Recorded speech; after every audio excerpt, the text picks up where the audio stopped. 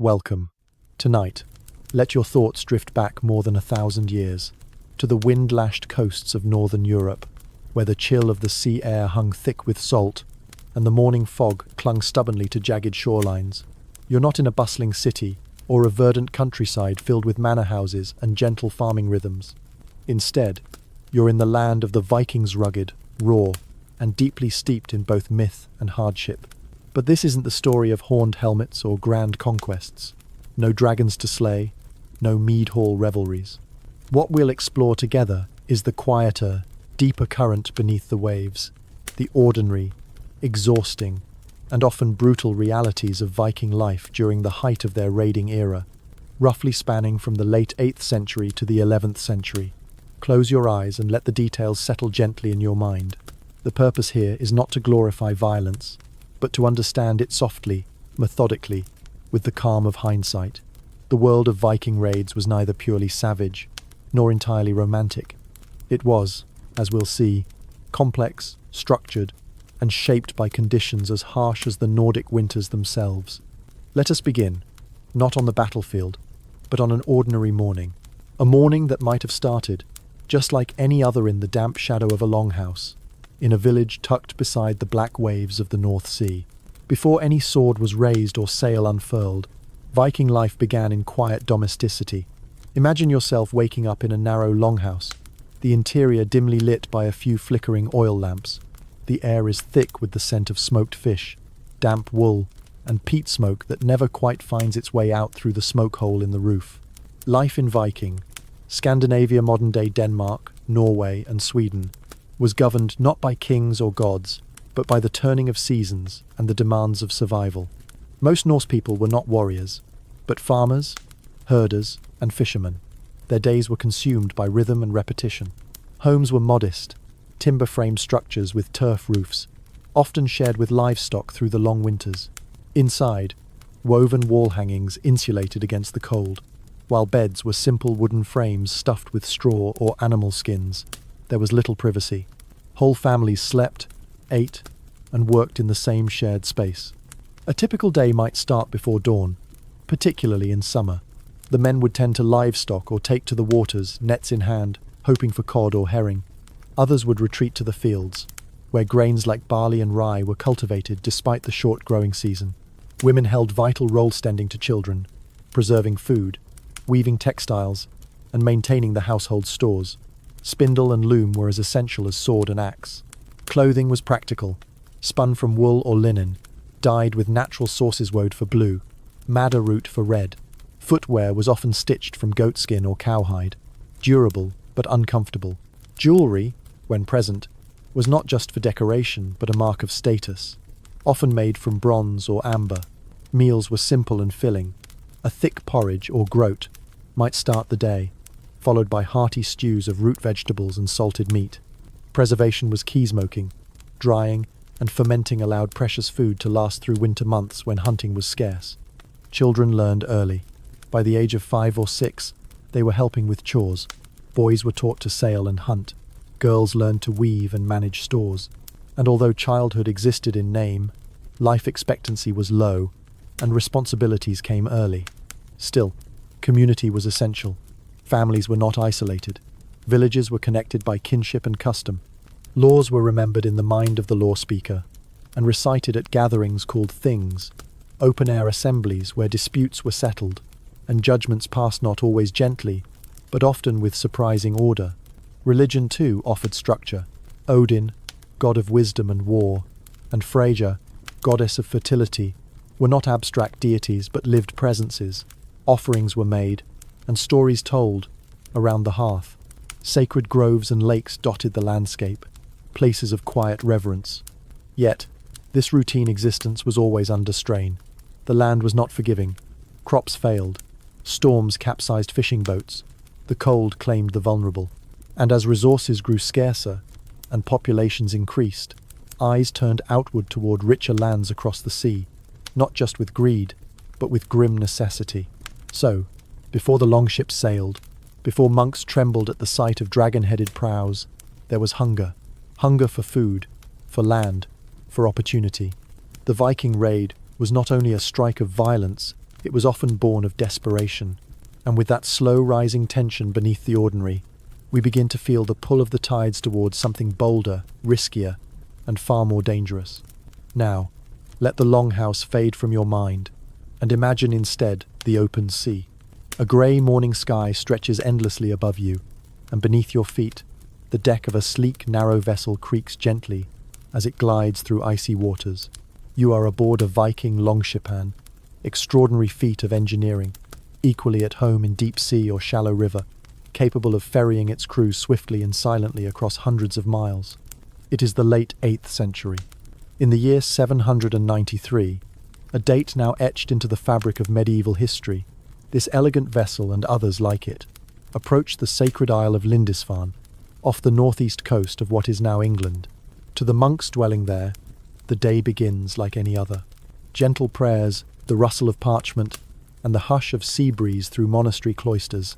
They do not hear the oars. The attack comes not with warning, but with devastating suddenness. Cloaked figures emerge from the mistmen in layered woolen tunics, bearing axes and round shields, shouting in tongues the monks cannot understand. There is no defence. Lindisfarne, like many monastic settlements, is peaceful and unarmed. The men of the northeast Norse raiders are not here for conquest or ideology. They are here for silver, gold, and slaves. The monastery is a storehouse of treasures, chalices, ornate manuscripts, jewelled reliquaries. But more than that, it is vulnerable. The brutality of the raid shocked the Christian world. Alcuin of York, a scholar writing from the Frankish court, lamented in disbelief. Never before has such terror appeared in Britain, as we have now suffered from a pagan race, the Church of St. Peter, Cuthbert spattered with the blood of the saints. And yet, while the image is vivid, we must understand it with care. This was not the first time coastal communities had known violence, nor would it be the last. But Lindisfarne marked a shift. It was symbolic. The veil of safety that had seemed to cloak Western Christendom now lay in tatters. Still, for the Norse, this was not savage right, was opportunity. They did not think of themselves as villains. Rather, they were navigating a harsh world, where survival was never guaranteed. The riches of monasteries were both tempting and, in their worldview, fair game. These were soft targets, wealthy, isolated, and largely undefended. Over the following decades, these early raids multiplied. Ireland, Scotland, and the coasts of Francia found themselves regularly visited by ships with curved prows. What began as summer excursions soon evolved into more coordinated expeditions. Raiding seasons grew longer. Winter camps became permanent bases. But it's important to remember these raids were often small, perhaps 30 to 50 men per ship, striking quickly and retreating just as fast. The goal was not to destroy, but to seize and escape. The longships enabled this with elegant efficiency. Flat-bottomed and light, they could sail up shallow rivers, bypassing coastal defences entirely. Cities once thought safe, deep inland, could now be reached within days. For the people in these lands, the consequences were chilling. Imagine living in a coastal village, watching the horizon each morning, wondering if today the black sails would appear. There were no national armies to defend you. Lords might rally resistance, but often too late. Churches were pillaged, farms razed, families broken apart. Still, not all interactions were violent. In some cases, local leaders paid the Vikings to leave what came to be called Danegeld. Others made alliances or even welcomed Norse warriors as mercenaries. The line between raider and trader was often blurred. Indeed, many Viking crews brought goods to barter walrus ivory, furs, and finely worked comb sand engaged in trade after or even during raids. It was a fluid world, where violence and commerce mingled uncomfortably. Back in the Norse homelands, the spoils of raiding transformed society. Wealth flowed into previously modest communities. Warriors returned with silver arm rings, slaves, exotic goods.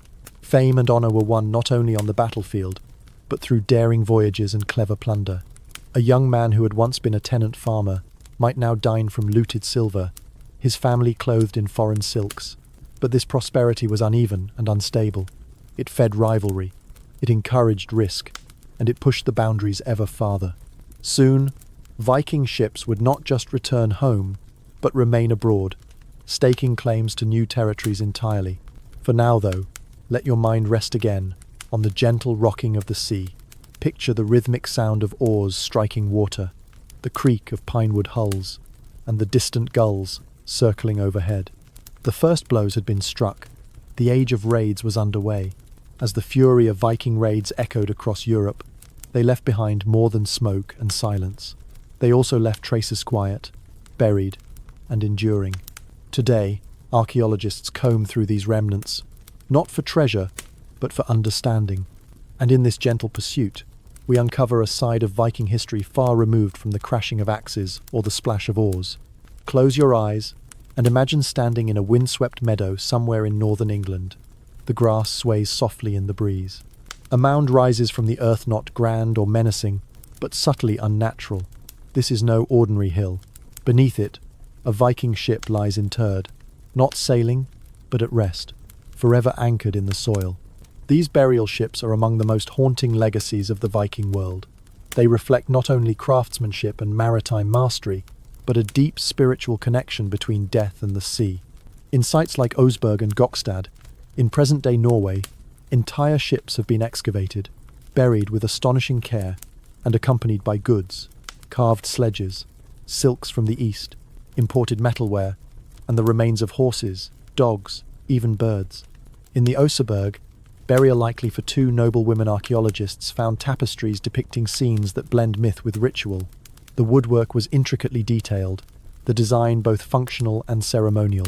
And while grave robbers had stolen much of the treasure centuries earlier, what remains speaks volumes about status, belief, and the mysterious rituals surrounding Norse death. These graves are not merely monuments to power. They are whispers of an internal worlder, belief that the journey beyond life required tools, wealth, and sometimes companionship. The presence of human sacrifices in some sites suggests a grim loyalty, or perhaps a belief in shared passage through the afterlife. Still, scholars tread carefully here, piecing together ritual from fragment and context, always mindful of gaps in understanding. Elsewhere, in the peatlands and riverbeds, other fragments emerge. Broken swords, bent deliberately before burial, weighed down boats sunken in fjords. Hoards of silver coins buried in haste, perhaps in fear, or saved as offerings. Each discovery is a sentence in an unfinished story, often more quiet than violent, more domestic than destructive. One of the great mysteries unearthed is the long-fought Viking encampments built along rivers or coasts in foreign lands. Initially thought to be temporary camps for raiders, evidence now suggests they evolved into trading hubs, even early towns. Dublin began this way, a Norse base that became a thriving settlement, complete with markets, craftsmen, and a social structure not unlike what they left behind at home. Yet, even in settlement, traces of struggle remain. Defensive ditches, burned timbers, and hastily abandoned hordes speak of uneasy coexistence. Norse settlers did not always conquer with the sword. More often they intermingled. Marriages were made. Words exchanged. Artifacts from Viking homes in England often include local pottery, Christian crosses, and tools borrowed from the very people once raided. But the archaeology tells us even more. It tells us what the sagas leave out. It shows that Viking women travelled, settled, and ruled. That children were buried with care. That lives, though lived in harshness, were rich in meaning and expression.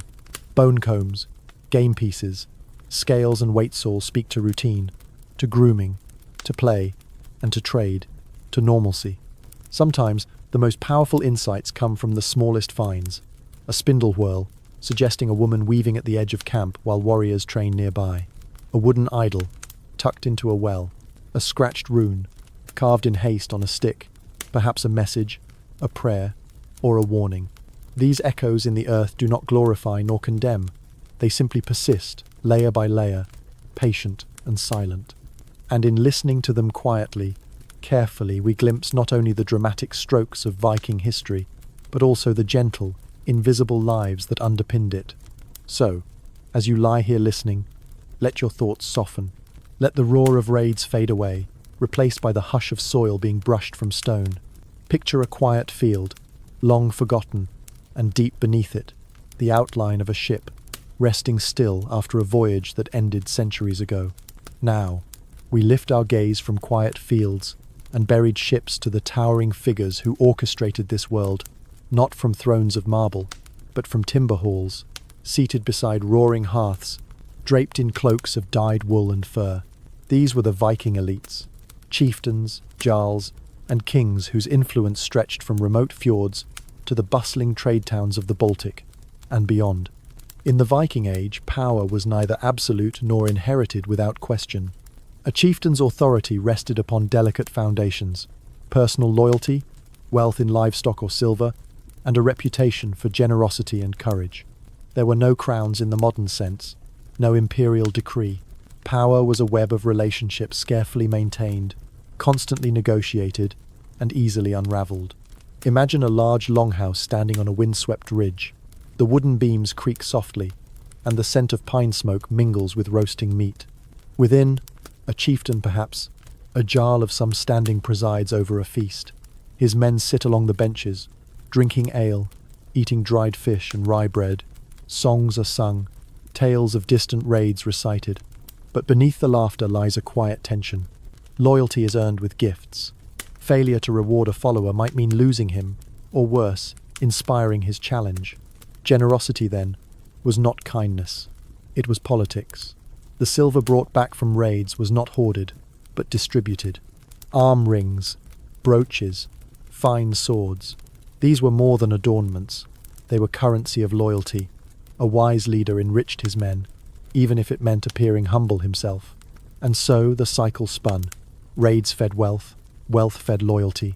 Loyalty ensured more raids. When a chieftain lost favor, his followers could abandon him, or gather behind another. There was no shame in this. It was the way of things. Yet some leaders transcended the temporary. Harald Fairhair of Norway, for example, is remembered for unifying the Norwegian kingdoms, at least in part. Whether this is truth or saga, embellishment remains debated. What matters is the idea it conveys, that Viking leadership could grow beyond the village, beyond the region, to touch something almost regal. But even Harald's consolidation sparked conflict. Those unhappy with his rule fled westward, many to Iceland, founding a society that prized independence and consensus. The contrast between rulers and the ruled was stark, but not always oppressive. Viking society, while hierarchical, was also surprisingly fluid.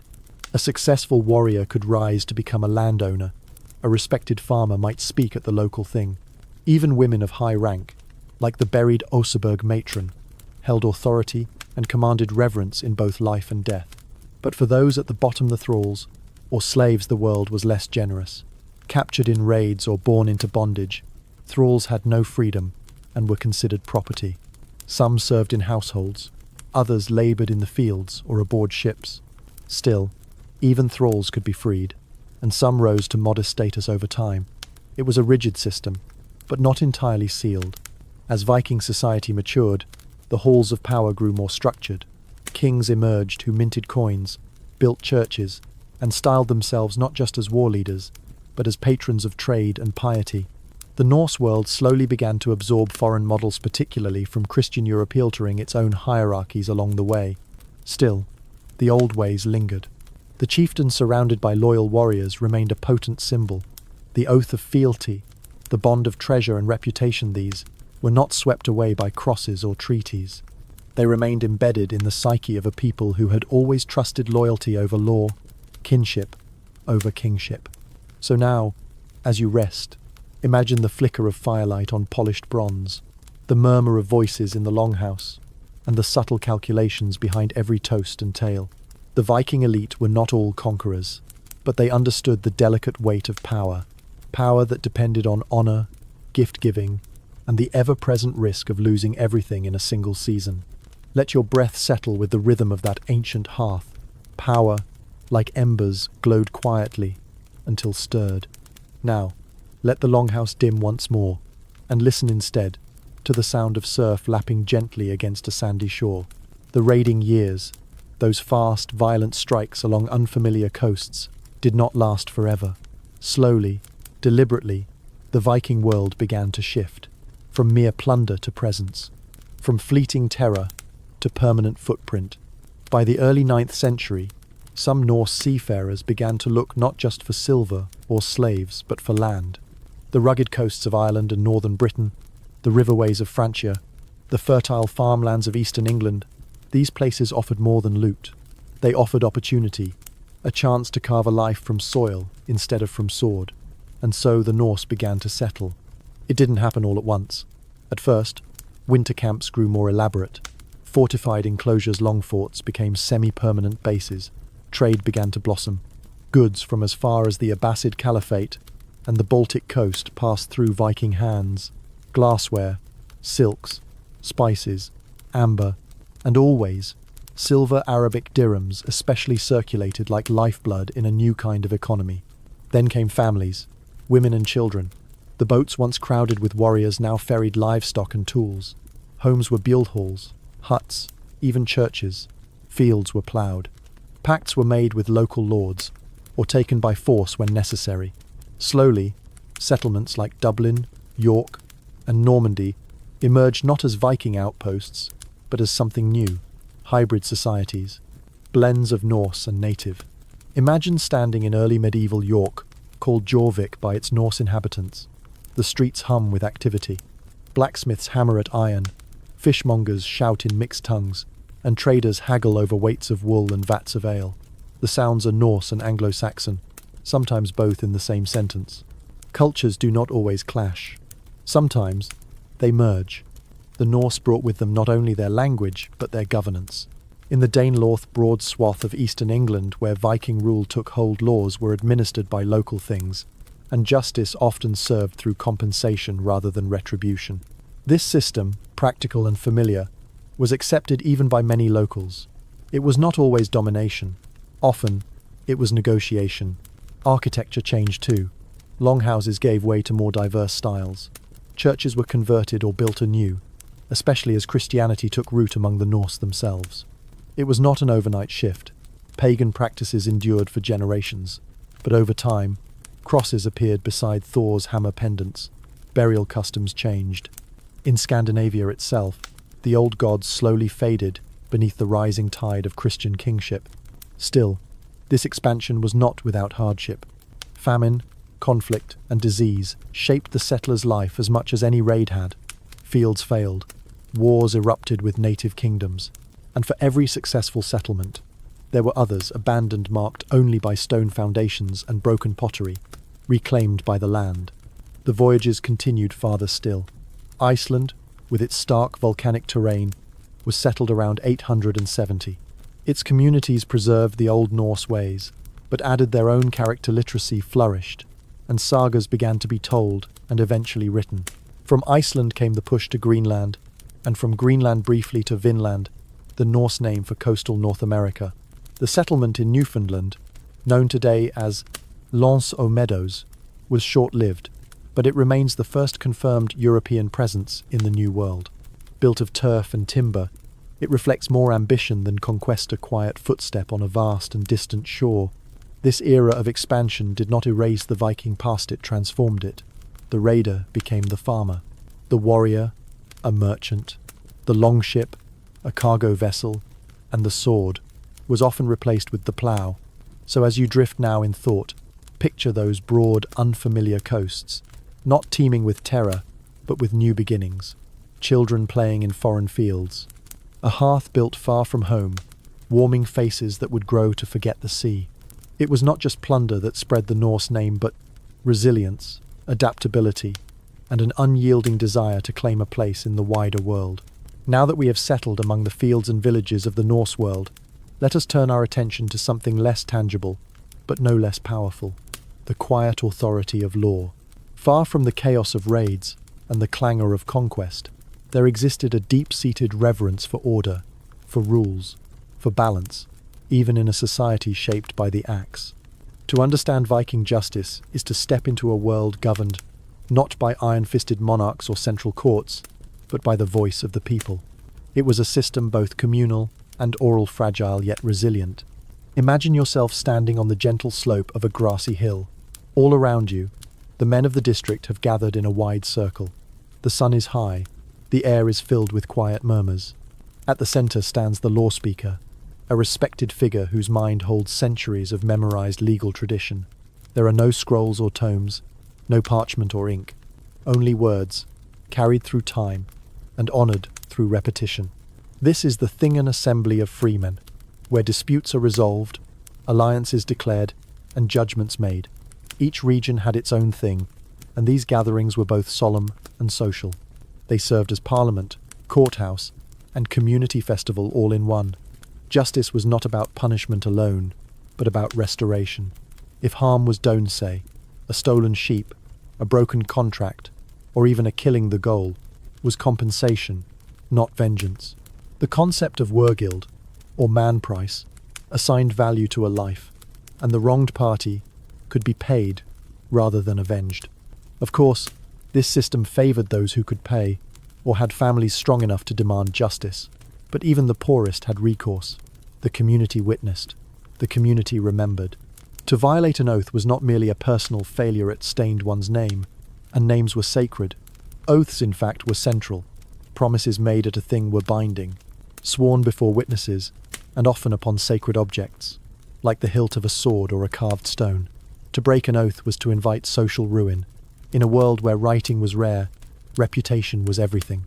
Punishments, when they came, could be severe but were often symbolic. A thief might be shamed, shorn of status.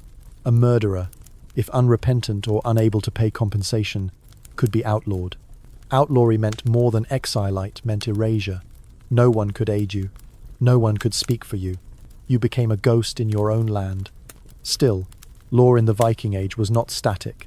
As Norse communities settled abroad, especially in England and Ireland, their customs mingled with local codes. New laws emerged, written in new tongues. Some Norse lords issued charters, minted coins, and even adopted Roman-style legal documents. In Iceland, the Althing became one of the world's oldest parliaments, a tradition of governance that persists, in name and form, to this day. And yet, the essence remained the same: fairness drawn from community.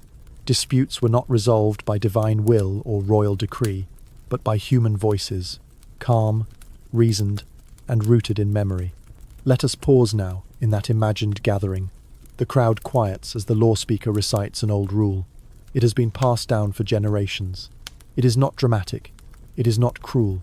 It simply speaks to what is owed, what is fair, what must be done to maintain peace. It is in these moments, subtle, measured, and easily overlooked, that the Viking world reveals its depth. Beneath the sails and swords, there was structure. Beneath the storms of war, a steady hand guiding justice, one word at a time. Let that thought rest gently with you. The past is not always loud. Sometimes it's spoken in slow, rhythmic phrases, repeated beneath an open sky, and remembered long after the battles are forgotten. As we drift further through the folds of Viking history, we come to a space not marked by stone or sword, but by belief, by the soft edges of myth, and the stillness of ritual. For the Norse world was not just built upon land and sea, it was shaped by gods, fate, and stories whispered beside the hearth. The Vikings practiced a polytheistic belief system that, while never rigidly codified, wove through every aspect of their lives. The pantheon was rich and varied. Odin, the All-Father, seeker of wisdom and lord of the slain. Thor, hammer, bearing defender of mankind. Freya, radiant in her dual roles of fertility and battle. Loki, ever shifting, ever uncertain. These were not distant gods. They were immediate, flawed, and familiar. They bled, they tricked, they died. And in their divine dramas, the Norse saw reflections of their own unpredictable world. There were no grand temples in the Viking Ageno in the Roman sense. Worship was intimate, local, and rooted in nature. Sacred groves, springs, and stones were revered. Offerings of food, jewelry, or animal sacrifice were made to curry favour or express gratitude. Some households kept personal small wooden figures placed near the hearth, worn smooth by touch and time. Imagine the quiet of a twilight ceremony. The sky is low and heavy. A family gathers near a fire. A bowl of mead passed between them. Words are spoken softly, not chants, but pledges. A request for a good harvest, for safe passage, for strength in the coming raid. The gods did not promise salvation, only the chance to endure. But just as their ships cut across distant waters, the Norse encountered new beliefs, especially Christianity. At first, these faiths clashed. Monasteries were sacked, crosses torn down, relics melted into coin. But over time, the tide turned. Missionaries came, not with swords, but with books and promises. Kings converted sometimes sincerely, sometimes strategically. Harald Bluetooth of Denmark accepted baptism and encouraged his subjects to follow. Olaf Tryggvason of Norway did so with far more force, destroying idols and punishing those who clung to the old ways. Yet even as the cross spread, it did not erase everything. For centuries, the two systems overlapped. Graves might contain both Christian symbols and offerings for the afterlife. Stories were told in old forms, but with new endings. A Norse farmer might attend Mass on Sunday, yet still place a token beneath his doorway to keep spirits away. And always, beneath it all, lay the concept of word of fate. To the Norse, life was a thread spun and cut by unseen hands. Even the gods were subject to it. Ragnarok, the end of all things, was inevitable, not as punishment, but as part of a cycle. The world ends, the world begins again. This fatalism was not despairing. It encouraged courage. If one's death was already woven into the fabric of time, then fear had no power. A warrior charged into battle not recklessly, but with calm certainty. His fate was sealed. All that remained was how he met it. Let your mind now picture a carved runestone, standing silent in a field. The inscription, weathered but proud, commemorates a son lost in distant lands. His deeds are recorded in measured lines. His courage, his loyalty, his death. There is sorrow here, yes, but also peace. He met his word, as all must, and in stone, his name endures. As Christianity rose, the old gods slipped quietly into myth, but they were never truly gone. They lingered in language Thursday. After all is Thor's day. They whispered from old sagas. They lived in memory, soft and persistent, like the sound of wind through pine. So now, let your thoughts drift through that sacred grove, past Odin's quiet wisdom and Thor's distant rumble. Feel the weight of fate, not as fear, but as calm. In the Viking world, death was not an end. It was a return, a circle, a story whispered once more. As the final flickers of the Viking fire cast long shadows across Europe, we find ourselves nearing the twilight of an Agenor marked by a single battle or bold decree, but by a slow, persistent change, a soft fading, like the last light slipping behind the western horizon. By the mid-11th century, the Viking world had begun to transform beyond recognition. The elements that had once defined its fierce independence raiding, sailing, pagan ritual, had either been absorbed, outlawed, or rendered obsolete. But this was not sudden. It was a gentle descent, a long farewell. Several forces played their part. The rise of centralized monarchies in England, France, and Scandinavia made freelance raiding less viable. The coasts were better defended. Fortresses were built. Armies could be mustered more quickly. The age of unguarded monasteries and vulnerable towns had passed. Moreover, the Norse themselves had changed. Kings like Canute the Great ruled not only as Viking leaders, but as Christian monarchs, seated at the crossroads of multiple cultures. Canute's reign over England, Denmark, and Norway represented the peak of Viking political integration, but also its transformation. He patronized churches, upheld Christian law, and corresponded with the Pope. In outward form, he resembled a Carolingian king more than a seaborne raider, and there were losses too.